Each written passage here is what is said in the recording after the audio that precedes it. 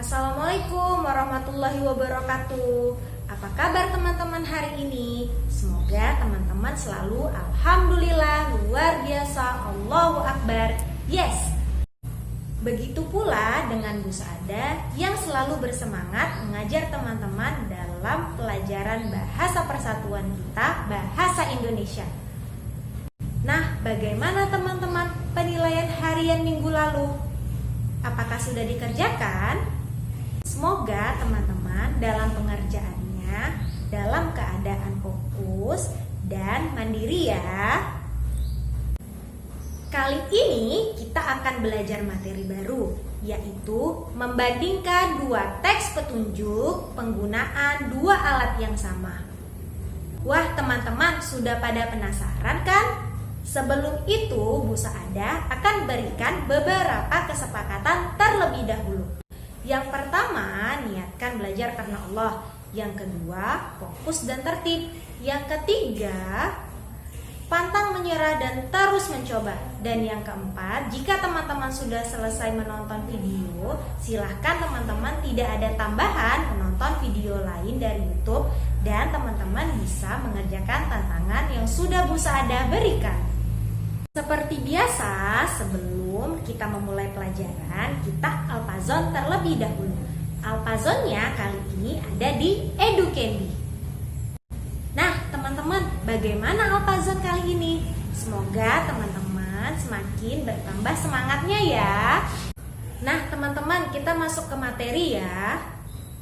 Apakah teman-teman pernah melihat atau membaca teks petunjuk? Nah, Bu Saada akan memberikan pengertian dari teks petunjuk. Teks petunjuk adalah teks atau bacaan yang berisi petunjuk untuk melakukan sesuatu, menggunakan sesuatu, ataupun membuat sesuatu. Teks petunjuk biasanya sering kita temukan pada kemasan, alat, ataupun barang yang kita beli. Teks petunjuk biasa juga disebut dengan teks instruksi. Berikut ini Bu Saada akan memberikan beberapa ciri-ciri dari teks petunjuk. Ciri yang pertama adalah berisi cara atau menggunakan sesuatu. Ciri yang kedua adalah disampaikan atau disajikan dengan cara berurutan dari awal dan tidak boleh dibalik maupun diacak. Ciri yang ketiga adalah menggunakan kalimat perintah yang jelas. Agar teman-teman dapat memahami, Bu Saada akan memberikan satu contoh teks petunjuk. Nah, teman-teman silahkan perhatikan ya. Nah, ini teman-teman ada satu contoh teks petunjuk cara penyajian dari teh tarik. Jadi di sini teman-teman ada dua cara penyajian. Yang pertama, teh tarik panas dan teh tarik dingin. Teh tarik panas, cara penyajiannya yang pertama, tuangkan seluruh isi saset ke dalam gelas. Yang kedua, seduh dengan air panas lebih kurang 150 cc. Dan yang terakhir, aduk hingga merata. Untuk teh tarik dingin, cara penyajiannya yang pertama, tuangkan seluruh isi saset ke dalam gelas. Yang kedua, seduh dengan air hangat lebih kurang 100 cc. Yang ketiga, aduk hingga merata. Dan yang keempat, tambahkan es batu. Nah, teman-teman, Bu Saada akan memberikan beberapa pertanyaan. Pertanyaan yang pertama, teks petunjuk apa yang ditampilkan? Bu Saada berikan waktu 5 detik untuk menjawab, dimulai dari sekarang.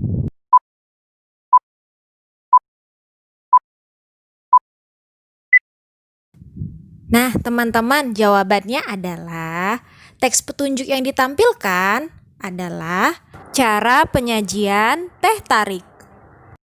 Soal kedua adalah ada berapakah cara penyajian pada teks petunjuk tersebut?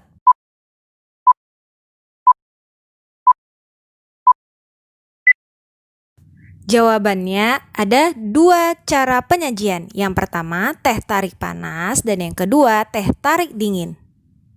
Nah, untuk soal yang ketiga dan soal terakhir adalah Ada berapa tahapan yang dijelaskan dalam teks petunjuk tersebut?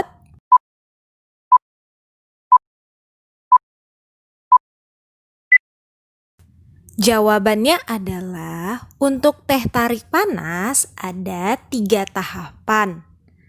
Sedangkan untuk teh tarik dingin ada 4 tahapan. Barokallah untuk teman-teman yang sudah menjawab dengan benar.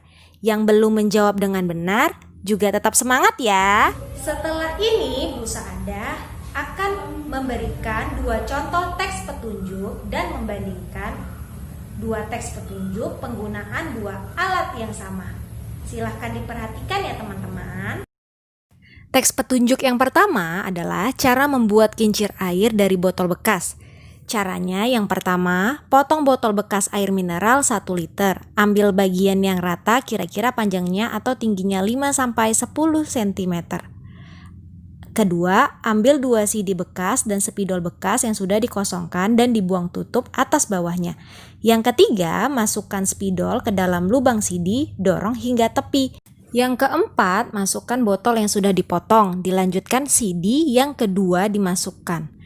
Yang kelima, lem pada bagian pertemuan potongan, botol, dan permukaan CD. Usahakan lingkaran botol center dengan CD. Yang keenam, botol 600 ml, potong menjadi 3 bagian, ambil yang rata sepanjang dudukan kincir, lalu dibelah menjadi 4 sama besar, buat hingga 8 keping. 7. Pasangkan pada silinder kincir. 8. Lem bagian bawah dan samping tangga kincir. Ke-9, potong spidol sesuai dengan panjang kincir. Masukkan kayu pada lubang spidol.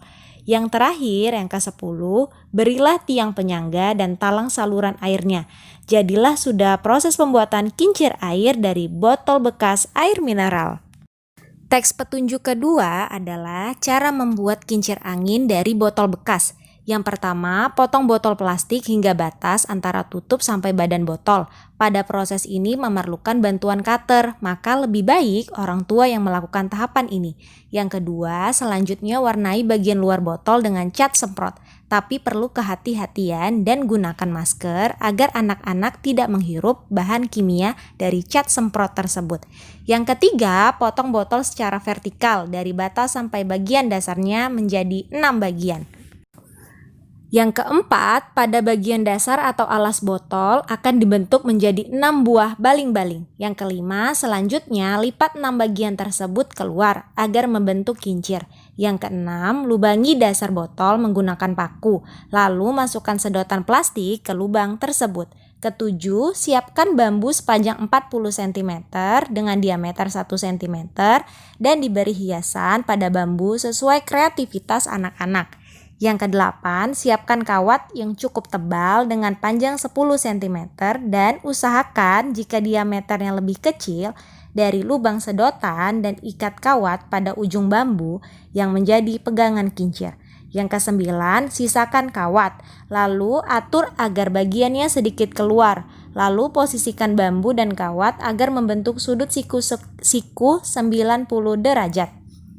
Yang ke-10, masukkan kawat yang keluar tersebut ke selang plastik sudah menancap di dasar botol dan potong sedotan sesuai dengan panjang kawat. Dan yang ke-11, usahakan kawat pada bagian dalam botol plastik dapat menahan botol agar terlepas dari bambu yang menjadi pegangan kincir. Nah, di sini Bu Sada juga tampilkan alat dan bahan membuat kincir air dan membuat kincir angin. Silahkan teman-teman perhatikan ya. Jadi sesuai dengan materi kita membandingkan 2 teks petunjuk penggunaan alat yang sama. Di sini ada teks petunjuk membuat kincir air dan teks petunjuk membuat kincir angin. Jadi penggunaan alat yang sama pada teks petunjuk tersebut adalah pisau atau cutter dan gunting. Jadi ada 2 alat yang sama pada 2 teks petunjuk tersebut. Apakah teman-teman tahu apa fungsi dari pisau atau cutter maupun gunting? Yap, benar sekali teman-teman. Fungsinya adalah untuk memotong sesuatu. Jadi fungsi dari pisau atau cutter maupun gunting pada pembuatan kincir air dan kincir angin adalah untuk memotong bagian botol plastik. Setelah Bu Saada memaparkan pengertian dari teks petunjuk, ciri-ciri dari teks petunjuk, dan contohnya, bagaimana teman-teman? Apakah teman-teman dapat memahaminya? Insya Allah teman-teman dapat paham ya. Yang kali ini ada di lembar kerja Home Fun Project aktivitas ke-14. Teman-teman bisa mengambilnya di hari Selasa ya. Itu teman-teman bisa mengerjakannya dan ikuti instruksi yang diberikan. Alhamdulillah pelajaran kita hari ini seru sekali ya teman-teman. Semoga teman-teman terus bersemangat dan berfastabikul khairat. Bu Saada cukupkan sampai di sini. Assalamualaikum warahmatullahi wabarakatuh.